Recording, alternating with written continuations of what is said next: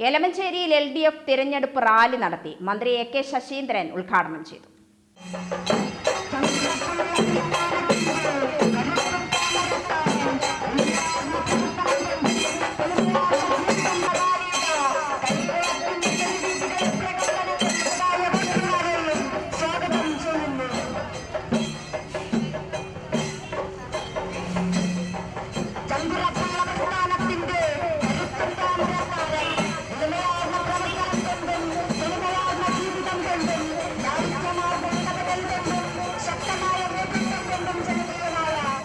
ആലത്തൂർ ലോക്സഭാ മണ്ഡലത്തിൽ മത്സരിക്കുന്ന LDF സ്ഥാനാർത്ഥി K രാധാകൃഷ്ണനെ വിജയിപ്പിക്കുന്നതിനായാണ് തിരഞ്ഞെടുപ്പ് റാലി സംഘടിപ്പിച്ചത്.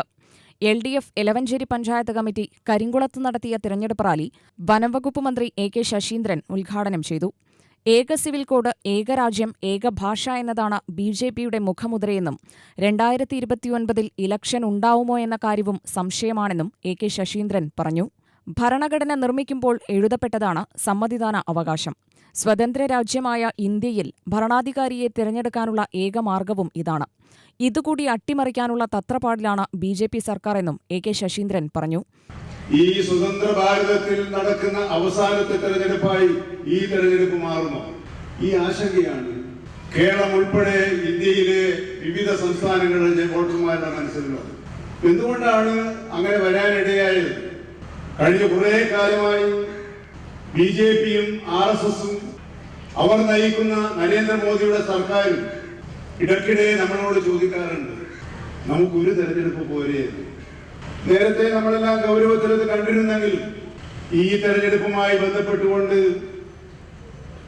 BJP ഒരു തെരഞ്ഞെടുപ്പ് പ്രകടന പത്രിക പുറപ്പെടുവിച്ചിട്ടുണ്ട്.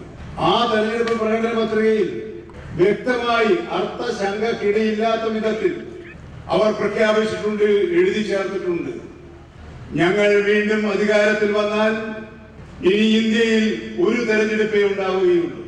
അധ്യക്ഷൻ പറഞ്ഞല്ലോ, നമ്മൾ തദ്ദേശ സ്വയംഭരണ സ്ഥാപനങ്ങളിലേക്ക് വോട്ട് ചെയ്തവരാണ്, നമ്മൾ നിയമസഭാ തെരഞ്ഞെടുപ്പുകളിൽ വോട്ട് ചെയ്തവരാണ്, നമ്മൾ ലോക്സഭയിലേക്ക് വോട്ട് ചെയ്തവരാണ്. നരേന്ദ്രമോദിയും കൂട്ടാളികളും പറയുന്നത്, ഞങ്ങൾ ജയിച്ചാൽ ഇനി നിങ്ങൾ ഒരു വോട്ട് ചെയ്താൽ മതി.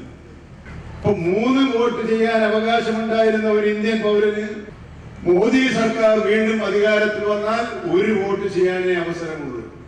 പറയുമ്പോൾ വളരെ ലളിതമാണെങ്കിൽ എന്താ അതിന്റെ അർത്ഥം? ഇന്ത്യൻ ഭരണഘടന ഇന്ത്യയിലെ പൗരന്മാർക്ക് നൽകിയ ഏറ്റവും വലിയ ജനാധിപത്യ അവകാശവും അധികാരവുമാണ് 50 കൊല്ലം കൂടുമ്പോൾ നമ്മളെ ഭരിക്കേണ്ടത് ആരാണ് എന്ന് തീരുമാനിക്കാനുള്ള നമ്മുടെ വോട്ട്.